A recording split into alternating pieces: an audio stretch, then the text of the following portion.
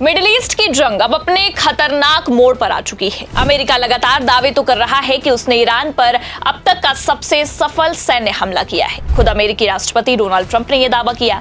लेकिन जहां एक तरफ अमेरिका ये दावे कर रहा है, वहीं दूसरी तरफ ईरान ने अब तक का सबसे बड़ा फैसला ले लिया है, जिसे लेकर खुद राष्ट्रपति डोनाल्ड ट्रंप की हालत खराब हो चुकी है।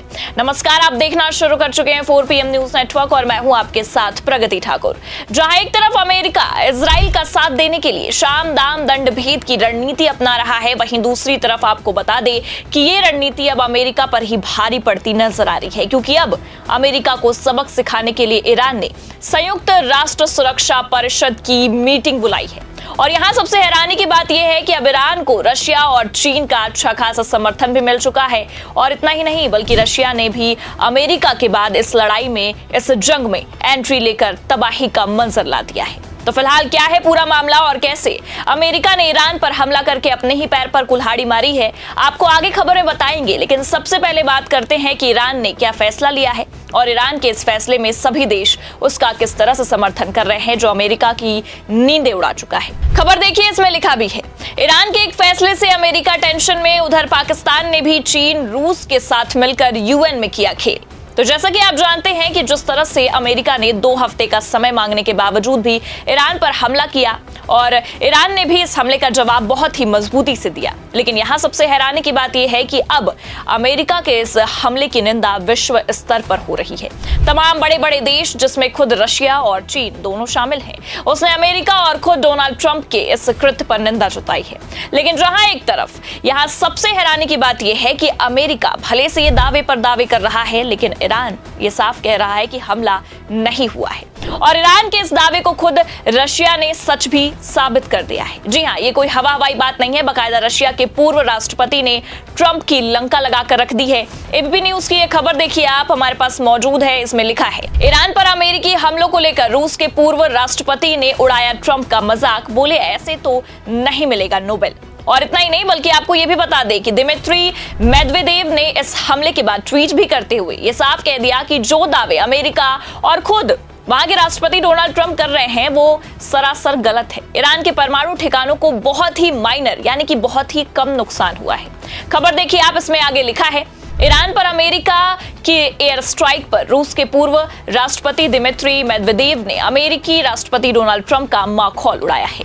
रूस की सुरक्षा परिषद के उपाध्यक्ष दिमित्री मेदवेदेव ने कहा है कि शांति स्थापित करने वाले राष्ट्रपति के रूप में आए ट्रंप ने अमेरिका के लिए एक नया युद्ध शुरू कर दिया है। इस तरह की सफलता के साथ ट्रंप को नोबेल शांति पुरस्कार नहीं मिलेगा। अब जहां एक तरफ मजाक बनाया गया रशिया में ट्रंप का, वहीं दूसरी तरफ दावे भी एक्सपोज हुए हैं। लेकिन यहां सबसे हैरानी की बात यह है कि ट्रंप की मिडिल ईस्ट की इस लड़ाई में एंट्री लेते ही अब खुद रशिया ने भी ईरान का खुलकर समर्थन कर दिया है। खबर है कि अब ईरान को इजराइल और अमेरिका के खिलाफ जंग लड़ने के लिए रशिया हथियार प्रदान करने वाला है। खबर देखिए आप, जागरण की, इसमें साफ साफ हेडलाइन में जानकारी दी गई है। लिखा है, ईरान को अपने परमाणु हथियार देंगे, रूस के पूर्व राष्ट्रपति का बड़ा दावा, कल पुतिन से मुलाकात करेंगे ईरानी विदेश मंत्री। आगे ये भी बताया गया है कि अमेरिका ने ईरान के 3 परमाणु ठिकानों पर शनिवार की देर रात B-2 बॉम्बर से हमले किए। अमेरिका का दावा है कि उसने फोर्डो, नतांज और इस्फान में मौजूद न्यूक्लियर साइट तबाह कर दी। लेकिन ईरान ने कहा है कि उसे कोई बड़ा नुकसान नहीं हुआ है। ईरान के विदेश मंत्री अब्बास अरागची ने कहा है कि वो सोमवार, यानी कि आज, मॉस्को में रूस के राष्ट्रपति व्लादिमीर पुतिन से मुलाकात करेंगे। उधर रूस के पूर्व राष्ट्रपति और रूसी सुरक्षा परिषद के उपाध्यक्ष दिमित्री मेदवेदेव ने दावा किया है कि कई देश ईरान को सीधे अपने परमाणु हथियार देने के लिए तैयार हैं। तो पहले तो केवल रूसी सुरक्षा परिषद के उपाध्यक्ष और रूस के पूर्व राष्ट्रपति दिमित्री मेदवेदेव ने ट्रंप का मजाक उड़ाया था, लेकिन अब तो रशिया खुलकर इस लड़ाई में आगे आ चुका है। मेदवेदेव ने अमेरिका को चुनौती देते हुए कहा है कि न्यूक्लियर मटेरियल का एनरिचमेंट, लेकिन अब हम खुले तौर पर कह सकते हैं कि न्यूक्लियर हथियारों का भविष्य में प्रोडक्शन जारी रहेगा। उन्होंने यह भी दावा किया है कि कई देश ईरान को अपने परमाणु हथियार देने के लिए तैयार हैं। हालांकि मेदवेदेव ने ये नहीं बताया है कि वो देश कौन से हैं, लेकिन जिस तरह से ईरान दिन पर दिन और मजबूत होता नजर आ रहा है, उससे ये साफ समझ में आ रहा है कि इजराइल और अमेरिका के खिलाफ ईरान को रशिया जैसे कई मजबूत देशों का साथ मिल रहा है, जो अपने आप में कोई छोटी बात नहीं है। और ये अमेरिका के लिए काफी परेशानी वाली बात है, क्योंकि पहले तो केवल रशिया ने साथ देने की बात कही थी, अब तो परमाणु हथियार भी दिए जा रहे हैं। और इतना ही नहीं, खबर तो ये भी है कि अब इस मामले में चीन की भी एंट्री हो चुकी है। तो संभावना यही है कि मेदवेदेव ने जिन देशों से ईरान को हथियार मिलने का दावा किया है, उसमें कहीं ना कहीं चीन भी शामिल है, जो आने वाले वक्त में इजराइल क्या अमेरिका के लिए भी एक बड़ा खतरा साबित हो सकता है। क्योंकि आपको बता दें कि वैश्विक मंच पर अलग थलग पड़े ईरान के मंत्री अराघची ने कहा है कि रूस ईरान का अच्छा दोस्त है और एक दूसरे से हमेशा वो सलाह भी लेते रहते हैं। खबर तो ये भी निकलकर सामने आई है कि ईरान के विदेश मंत्री अब पुतिन से मुलाकात भी कर चुके हैं, जिसके बाद कहीं ना कहीं अब खुद अमेरिका की मुश्किलें बढ़ने वाली हैं, क्योंकि अमेरिका ने जिस तरह से पीठ पीछे से ईरान पर वॉर किया, इसका खामियाजा बहुत ही महंगा होने वाला है। और अब सच में ऐसा महसूस भी हो रहा है कि जंग की शुरुआत आखिरकार हो गई है, क्योंकि खबर तो ये भी है कि जहां एक तरफ कई देश ईरान को परमाणु हथियार देने को तैयार हैं, ईरान को और मजबूत बनाने में लगे हैं, वहीं दूसरी तरफ ईरान के अनुरोध पर संयुक्त राष्ट्र सुरक्षा परिषद की इमरजेंसी मीटिंग तक बुलाई जा रही है। और सबसे हैरानी की बात यह है कि इसे पाकिस्तान के साथ साथ चीन और रूस का समर्थन भी मिला है। और कहीं ना कहीं पाकिस्तान का समर्थन भी ये दिखाता है कि पाकिस्तान इस हमले को अंतर्राष्ट्रीय मंच पर अब उठाना चाहता है। अब जिस तरह से ईरान ने संयुक्त राष्ट्र सुरक्षा परिषद की इमरजेंसी मीटिंग बुलाई है, उसे देखते हुए अमेरिका की भी टेंशन बढ़ी है।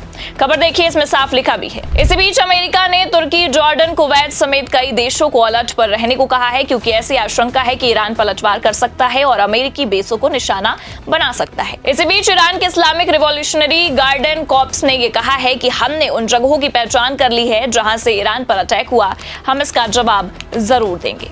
क्योंकि आपको पता है कि इससे पहले भी ट्रंप ने यह साफ दावा किया था कि फोर्डो इज गोन, यानी कि फोर्डो का अब अस्तित्व में रहना मुमकिन ही नहीं है, वो नष्ट हो चुका है।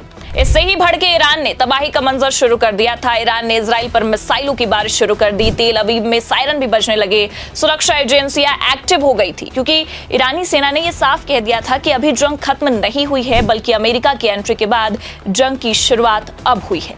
और खामेनेई ने भी इससे पहले यह दावा किया था कि अगर अमेरिका इजराइल का साथ देता है और इस लड़ाई में कूदता है तो अंजाम काफी बुरा होगा। और अब हालत ऐसे ही दिख रहे हैं कि अंजाम बुरा होने वाला नहीं बल्कि हो चुका है। और अब तो ईरान को बड़े देशों का साथ भी मिल गया है। ऐसे में आपको क्या लगता है कि अब अमेरिका की एक गलती वर्ल्ड वॉर 3 का आगाज कर चुकी है? अपनी राय कमेंट करके जरूर बताइए। खबर आपको कैसी लगी, लाइक और शेयर जरूर करें। चैनल पर नए हैं तो सब्सक्राइब और ज्वाइन करना ना भूले। देखते रहिए 4PM न्यूज नेटवर्क। नमस्कार।